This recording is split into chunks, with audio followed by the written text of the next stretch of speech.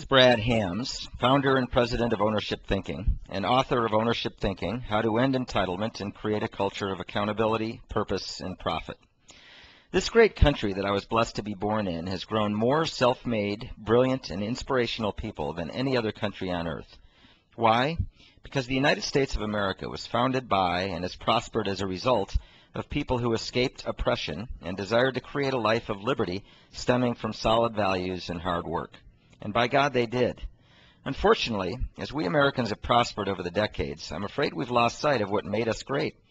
We've become a bit soft and have created more and more entitlements that allow us to have smaller lives focused on day-to-day satisfactions and gratifications that really, in the scheme of things, are not all that compelling.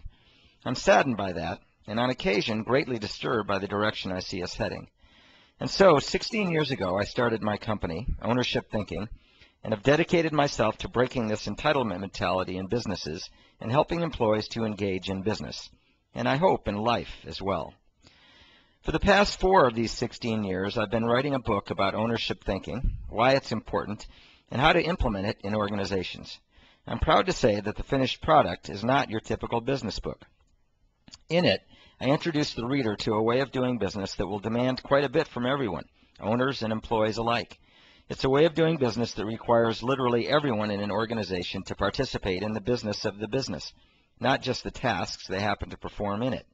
It requires that people take responsibility for becoming better and more knowledgeable every day. It requires that they are active participants in their organization's financial success and ultimately their own. I also hope to convince the reader that although many employees may not know it, this is what most of them, deep in their hearts and souls, really want. I know from experience that it will make them happier and more fulfilled. So, what exactly is Ownership Thinking? Beyond being the name of the consulting and training firm I founded 16 years ago, and the title of my book, it's best described as a way of doing business. Just as the name implies, Ownership Thinking is about creating cultures of employees who think and act like owners, toward creating wealth. And by that I mean improving the financial performance of their organization. It's not only about wealth creation, however. It's also about creating extraordinary cultures, cultures where employees learn far more than just the tasks they happen to perform. They become active participants and are able to see their contributions to the company's operational and financial performance. They also gain the self-esteem that's only possible through achievement and reap rewards that are in alignment with the success of their organization. When I'm speaking to groups, in order to make the point about the difference between how owners and employees typically think, I generally start by asking the audience to put their owner hats on and tell me what they think owners are concerned with from day to day. They typically tell me things like cash flow, profitability, market share, employee retention, risk, and so on. I then ask them to put the owner hat down and put an employee hat on and tell me what they believe employees are concerned with.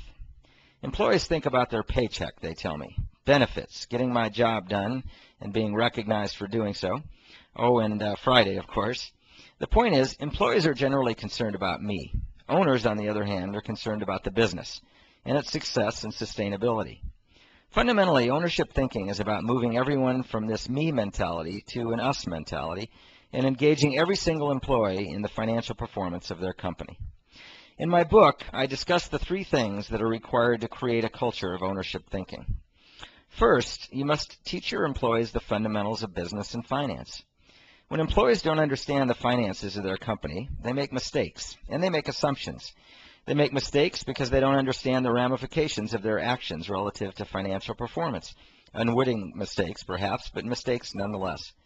They make assumptions because that's human nature. They'll assume, for example, that the company is making a 50% profit, and of course all that money is going into the owner's pockets. Employees can't make intelligent decisions without the proper information, and they can't make intelligent decisions if they don't understand how those decisions impact the company's profitability when ultimately their bonus. Second, you must focus not only on lagging financial measures, but rather on the key leading measures that actually create wealth. Once your key performance indicators have been identified, the responsibility of monitoring those measures should be assigned to the individuals who have the greatest impact over them.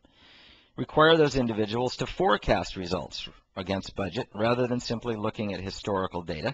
And then, of course, we test ourselves at the end of every time period. And we go into this in great detail in the book.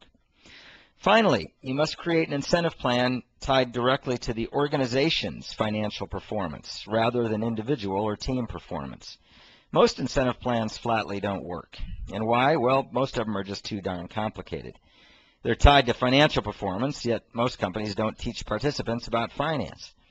Consequently, there's no connection between activity and bonus, or incentive is a better word, and the plan becomes nothing more than an entitlement. Great when I get it, a rip-off when I don't. Creating a good plan is really not that difficult. The trick is teaching employees that it must pay for itself and that it's their responsibility to fund it. In my book, Ownership Thinking: How to End Entitlement and Create a Culture of Accountability, Purpose, and Profit, you'll get the information and tools needed to accomplish all of these things. And by implementing ownership thinking in your organization, you'll enjoy your role more as a business leader, sleep better at night, and leave a legacy that's far more inspiring and significant than you dreamed possible.